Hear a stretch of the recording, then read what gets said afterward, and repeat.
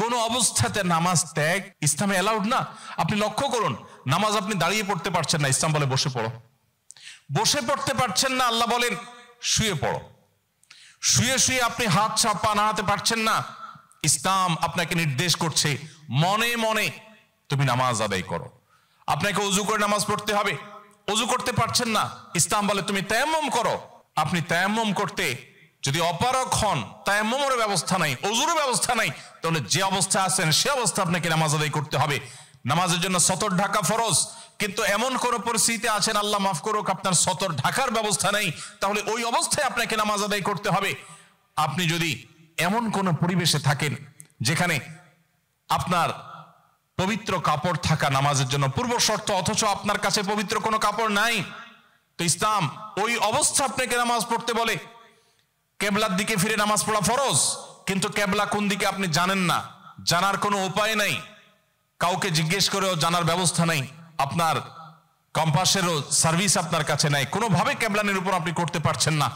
এই রকম পরিস্থিতিতে অনুমান করে এই দিকে কেবলা হতে পারে ধারণা করে সেই দিকে ফিরে নামাজ পড়তে হবে, তারপর আপনাকে নামাজ আদায় করতে হবে।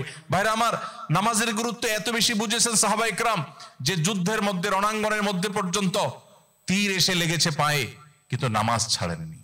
ওমর রাদিয়াল্লাহু তাআলা আনহু খলিফাতুল মুসলিমিন, তিনি বলেছেন লা হাজ্জা ফিল ইসলাম লিমান তারাকাস সালাহ, যে ব্যক্তি নামাজ ছেড়ে দেয়, যে ব্যক্তি নামাজ পড়ে না, এর ইসলামে কোনো অংশ নাই, সে নিজেকে মুসলিম দাবি করবার কোনো অধিকার নেই। এই জন্য ভাইরা আমার, আপনি অন্য অনেক কিছুতে ছাড় পাবেন, রোজা রাখতে পারছেন না, আল্লাহ রাব্বুল আলামিন কোরআনে কারিমে বলেছেন ওয়া আলাল্লাযীনা ইউতীকুনাহু ফিদিয়াতু তুআমু মিসকিন। কিছু মানুষ রমজানে এমন অবস্থা আছেন যে এখন রোজা রাখতে পারছেন না, তাদেরকে আল্লাহ বলেছেন ফামান কানা মিনকুম মারিদান আও আলা সাফারিন ফাইদ্দাতুম মিন আইয়ামিন উখার। কেউ যদি অসুস্থতার কারণে, সফরে থাকার কারণে রোজা রাখতে কষ্ট হয়, তাহলে সে রমজানের রোজা না রেখে এই কয়েকটা রোজা, যেগুলো সফর কিংবা অসুস্থতার কারণে, কারোর জ্বর হয়েছে, অসুস্থ হয়েছেন, রোজা রাখাটা টাফ হচ্ছে, তার পানি পান করতে হবে, তাকে মেডিসিন নিতে হবে, না হলে তার বিপদ হতে পারে, এইরকম সিরিয়াস পর্যায়ে অসুস্থ হলে আল্লাহ তাআলা তার জন্য কোরআনে বিধান দিয়েছেন সে এই রোজাগুলো ভেঙে রমজানের বাইরে অন্য সময় রোজা রাখতে পারবে। আর যদি কারো রোজা রাখার ক্ষমতা একেবারে শেষ হয়ে যায়, ওয়া আলাল্লাযীনা ইউতীকুনাহু ফিদিয়াতু তুআমু মিসকিন, কারো রোজা রাখার একেবারে ক্ষমতা নেই, তিনি অসুস্থ হয়ে পড়েছেন বা বার্ধক্যজনিত কষ্টে তিনি বয়সের শেষ প্রান্তে এসেছেন, রোজা রাখতে পারেন না, আর এই ব্যক্তির জন্য রোজার বিকল্প হিসাবে খাদ্য বিতরণ করতে বলা হয়েছে। মিসকিনকে, একজন মিসকিনকে একদিনের খাবার দিয়ে দিলে একটা রোজার বিকল্প হয়ে যায়। এইরকম ব্যক্তির, যে ব্যক্তির রোজা রাখার ক্ষমতা নাই বার্ধক্যজনিত কারণে, অথবা এমন অসুস্থতা যে অসুস্থতাতে কখনো আর সুস্থ হওয়ার সম্ভাবনা নেই, তার জন্য ফিদিয়ার ব্যবস্থা রেখেছে ইসলাম। কিন্তু নামাজের ব্যাপারে ইসলাম কোনো বিকল্প দেয় নাই। ভাইরা আমার, নামাজ এমন একটা ইবাদত যে এটার কোনো বিকল্প না, যে ঠিক আছে নামাজ পড়তে পারো না, তুমি সাদেকা দিয়ে দাও, এটা হয়ে যাবে, এরকম কোনো বিধান কোরআন হাদিসে নাই।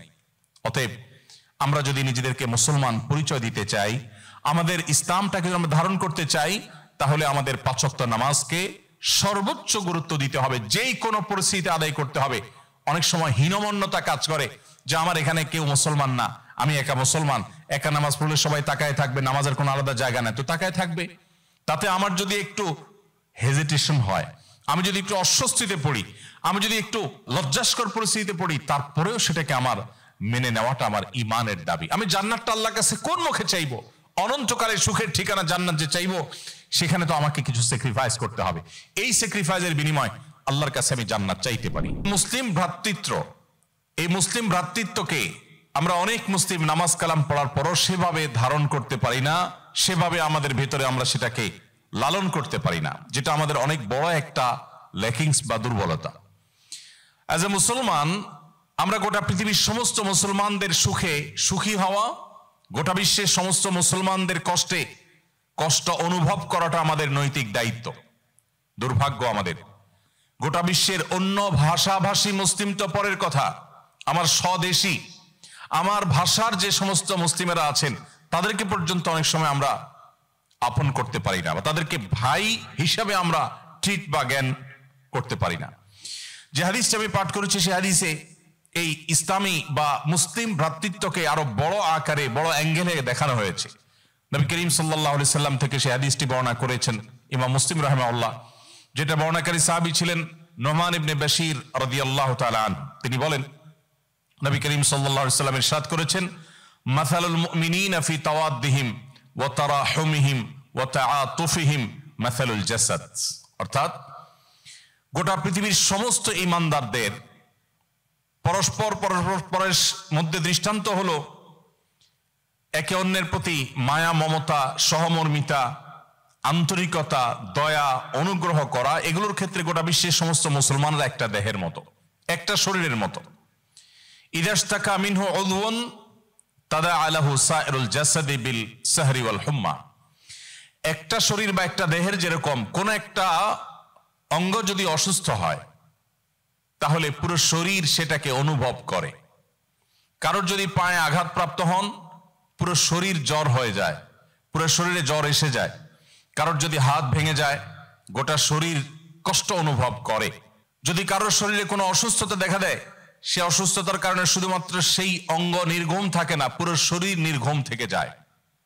নবী করিম সাল্লাল্লাহু আলাইহি সাল্লামের এই ঐতিহাসিক হাদিস আমাদেরকে বিশাল বড় একটা দায়িত্ববোধের কথা স্মরণ করিয়ে দেয়। আর সেটি হলো গোটা পৃথিবীর যে কোনো প্রান্তে কোনো মুসলিম কষ্টে নিপতিত হবে সে কষ্ট আমার মধ্যে অনুভব হতে হবে। পৃথিবীর যে কোনো প্রান্তে মুসলিম যখন ভালো কোনো অ্যাচিভ করবে, অর্জন করবে, সেটাকে আমার খুশির কারণ হিসাবে ধারণ করতে হবে। মাল্টিকালচারাল সোসাইটিতে যারা নিজের ঈমান আমলকে বাঁচাতে চান তাদের জন্য সবচেয়ে প্রধান কর্মসূচি হলো 5 ওয়াক্ত নামাজকে সর্বোচ্চ গুরুত্বের সাথে আদায় করা। যেই কোনো পরিস্থিতিতেই হোক আপনাকে নামাজ আদায় করতে হবে। প্রিয় ভাইরা আমার, আমরা সেই রাসূলের উম্মত যে রাসূল সাল্লাল্লাহু আলাইহি সাল্লাম জীবনের শেষ মুহূর্তে অত্যন্ত কষ্ট করে যখন মাত্র 20-25 গজ দূরে নিজের বাসা থেকে মসজিদ এতটুকু দূরে গিয়ে নামাজ আদায় করার মতো শক্তিও ছিল না, তখন আমাদের প্রিয় নবী সাল্লাল্লাহু আলাইহি সাল্লাম একদিকে হামজা রাদিয়াল্লাহু তাআলা আনহু আরেকদিকে আলী রাদিয়াল্লাহু তাআলা আনহুর কাঁধে দুটি হাত রেখে, দুইজন সাহাবী আলী রাদিয়াল্লাহু তাআলা আনহু এবং আরেকজন সম্ভবত আব্বাস রাদিয়াল্লাহু তাআলা আনহু, দুজনের কাঁধে দুটি হাত রেখে পুরো শরীরের ভার তাদের উপর ছেড়ে দিয়ে তারপরে পাওকে মাটিতে টানতে টানতে টেনে হেঁচড়ে নিয়ে তারপর তিনি জামাতের সাথে নামাজ আদায় করেছেন। তারপর নামাজ তরক করেন নাই। ভাইরা আমার, নামাজকে যদি আপনি সেভ করেন, যত যাই হোক আমি নামাজ ছাড়বো না, এই প্রতিজ্ঞা যদি আপনি করেন, আল্লাহ তাআলা আপনার ঈমানকে, আপনার ইসলামকে অটোমেটিক সেভ করবেন ইনশাআল্লাহ। এই জন্য ভাই, আপনি জব করছেন, চাকরি করছেন, আপনার পেশাবের জন্য, আপনার ওয়াশরুমে যাওয়ার জন্য যে সময়টা আপনি পাবেন ওই সময়টা থেকে বাঁচিয়ে হলেও আপনি অন্তত ফরজ নামাজগুলো আপনাকে পড়ে ফেলতে হবে।